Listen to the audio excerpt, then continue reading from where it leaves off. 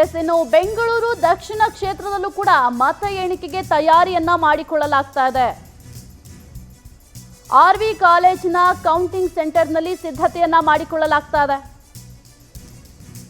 ಬೆಂಗಳೂರು ದಕ್ಷಿಣ ಕ್ಷೇತ್ರದಲ್ಲೂ ಕೂಡ ಸಕಲ ರೀತಿಯಲ್ಲಿ ಸಿದ್ಧತೆಯನ್ನ ಮಾಡಿಕೊಳ್ಳಲಾಗ್ತಾ ಇದೆ. ಇಲ್ಲಿ ಘಟಾನುಘಟಿಗಳು ಸ್ಪರ್ಧೆಯನ್ನ ಮಾಡಿದ್ದಾರೆ. ಬೆಂಗಳೂರು ದಕ್ಷಿಣ ಕ್ಷೇತ್ರದಲ್ಲಿ ತೇಜಸ್ವಿ ಸೂರ್ಯ ಹಾಗೂ ಸೌಮ್ಯ ರೆಡ್ಡಿ ನಡುವೆ ಬಿಗ್ ಫೈಟ್ ಇದೆ.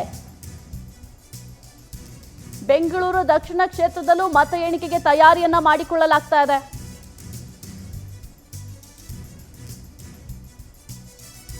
ಆರ್ವಿ ಕಾಲೇಜಲ್ಲಿ ಮತ ಎಣಿಕೆ ನಡೆಯಲಿದೆ. ಇನ್ನು ಬೆಂಗಳೂರು ದಕ್ಷಿಣ ಕ್ಷೇತ್ರ ಕೂಡ ಒಂದು ಘಟಾನುಘಟಿ ಕ್ಷೇತ್ರ.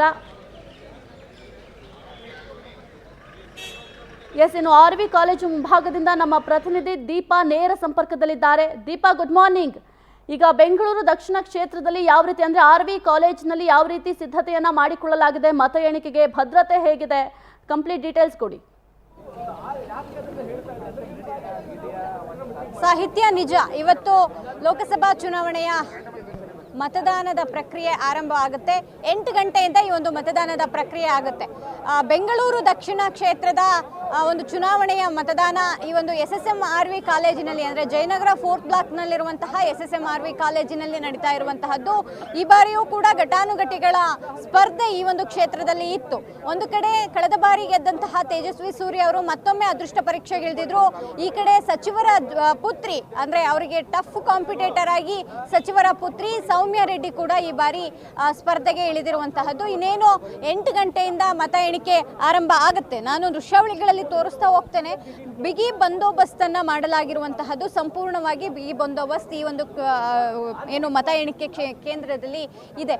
ಜೊತೆಗೆ ಹೆಚ್ಚಿನ ಪೊಲೀಸ್ ಬಂದೋಬಸ್ತನ್ನು ಕೂಡ ಅಳವಡಿಸಲಾಗಿದೆ. ಸುಮಾರು 9 ರೂಮ್ಗಳಲ್ಲಿ ಈ ಒಂದು ಮತ ಎಣಿಕೆ ಆಗುತ್ತೆ ಅನ್ನುವಂತಹದ್ದು, 100ಕ್ಕೂ ಹೆಚ್ಚು ರೌಂಡ್ಸ್ಗಳಲ್ಲಿ ಈ ಒಂದು ಮತ ಎಣಿಕೆ ಆಗುತ್ತೆ ಅನ್ನುವಂತಹ ಮಾಹಿತಿ ಸಿಗ್ತಾ ಇದೆ. ಯಾಕಂದ್ರೆ ಅತಿ ದೊಡ್ಡ ಕ್ಷೇತ್ರ ಆಗಿರೋದ್ರಿಂದ 17 ಲಕ್ಷಕ್ಕೂ ಅಧಿಕ ಮತದಾರರು ಈ ಬಾರಿ ಮತದಾನವನ್ನ ಮಾಡಿದ್ದಾರೆ. ಆ ಮಟ್ಟಿನ ದೊಡ್ಡ ಕ್ಷೇತ್ರ ಈ ಒಂದು ಬೆಂಗಳೂರು ದಕ್ಷಿಣ ಕ್ಷೇತ್ರ. ಹಾಗಾಗಿ SSMRVಯಲ್ಲಿ ಈ ಒಂದು ಮತದಾನದ ಪ್ರಕ್ರಿಯೆ ಆರಂಭ ಆಗುತ್ತೆ. ಮೊದಲಿಗೆ 7:45ಕ್ಕೆ ಸ್ಟ್ರಾಂಗ್ ರೂಮ್ ಅನ್ನು ಓಪನ್ ಮಾಡಲಾಗುತ್ತೆ. ಸ್ಟ್ರಾಂಗ್ ರೂಮ್ ಓಪನ್ ಮಾಡಿದ ನಂತರದಲ್ಲಿ ಈ ಒಂದು ಬ್ಯಾಲೆಟ್ ಅಂದರೆ ಅಂಚೆ ಮತದಾನ ಏನಿದೆ, ಆ ಅಂಚೆ ಮತದಾನದ ಮತ ಎಣಿಕೆ ಪ್ರಕ್ರಿಯೆ ಆರಂಭವಾಗುತ್ತೆ. ತದನಂತರದಲ್ಲಿ ನಾರ್ಮಲಿ EVM ಮಿಷನ್ಗಳ ಮತ ಎಣಿಕೆಗಳು ಕೂಡ ಆರಂಭ ಆಗ್ತಾ ಇರುವಂತಹದ್ದು. ಈ ಬಾರಿ ಒಂದು ರೀತಿಯಾಗಿ ನೋಡ್ತಾ ಹೋದರೆ ಈ ಕ್ಷೇತ್ರ ಸಾಕಷ್ಟು ಕುತೂಹಲಕಾರಿ ಕೂಡ ಅನ್ಬಹುದು. ಯಾಕಂದರೆ ಕಳೆದ ಬಾರಿ BK ಹರಿಪ್ರಸಾದ್ ಪರಿಷತ್ ಈಗಿನ ಸದಸ್ಯರೇನಿದ್ದಾರೆ BK ಹರಿಪ್ರಸಾದ್ ಅವರು ಸ್ಪರ್ಧೆ ಮಾಡಿದ್ರು.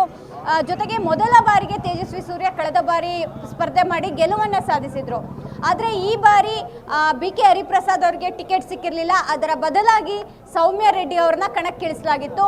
ಸೌಮ್ಯ ರೆಡ್ಡಿ ಆಗಿರ್ಬೋದು ಅಥವಾ ರಾಮಲಿಂಗ ರೆಡ್ಡಿ ಆಗಿರ್ಬೋದು, ಅವ್ರಿಗೂ ಕೂಡ ಒಂದಿಷ್ಟು ಕ್ಷೇತ್ರದ ಬಗ್ಗೆ ಹೆಚ್ಚಿನ ಒಂದು ಹೋಲ್ಡ್ ಇದೆ. ಯಾಕಂದರೆ ಇದೇ ಕ್ಷೇತ್ರದಲ್ಲಿ ಅವರು MLA ಕೂಡ ಆಗಿದ್ರು. ಕಳೆದ ಬಾರಿ ಕೂಡ ಸೌಮ್ಯ ರೆಡ್ಡಿ ಜಯನಗರ ಕ್ಷೇತ್ರದಿಂದ ವಿನ್ ಆಗಿದ್ರು. ಈ ಬಾರಿ ಕೇವಲ ಕೆಲವು ಮತಗಳ ಮೂಲಕ ಅವರು ಸೋಲನ್ನು ಅನುಭವಿಸಿದ್ರು. ಆದರೆ ಆ ವಿಚಾರವಾಗೂ ಕೂಡ ಈಗ ಆಲ್ರೆಡಿ ಕೋರ್ಟಲ್ಲಿದೆ. ಅಂದರೆ ಗೆಲುವಿನ ವಿಚಾರವಾಗಿ ಅದನ್ನು ಹೊರತುಪಡಿಸಿದರೆ ಅವರಿಗೂ ಕೂಡ ಈ ಭಾಗದ 2 ವಿಧಾನಸಭಾ ಕ್ಷೇತ್ರಗಳ ಮೇಲೆ ಒಂದಿಷ್ಟು ಹೋಲ್ಡ್ ಅನ್ನ ಇಟ್ಕೊಂಡಿದ್ದಾರೆ. ಹಾಗಾಗಿ ಈ ಬಾರಿ ಕಣದಲ್ಲಿರುವಂತಹ ಇಬ್ಬರು ಸ್ಪರ್ಧಿಗಳು ಕೂಡ ಒಂದು ಸ್ಟ್ರಾಂಗ್ ಸ್ಪರ್ಧಿಗಳು ಅಂದ್ರೆ ತಪ್ಪಾಗ್ಲಿಕ್ಕಿಲ್ಲ.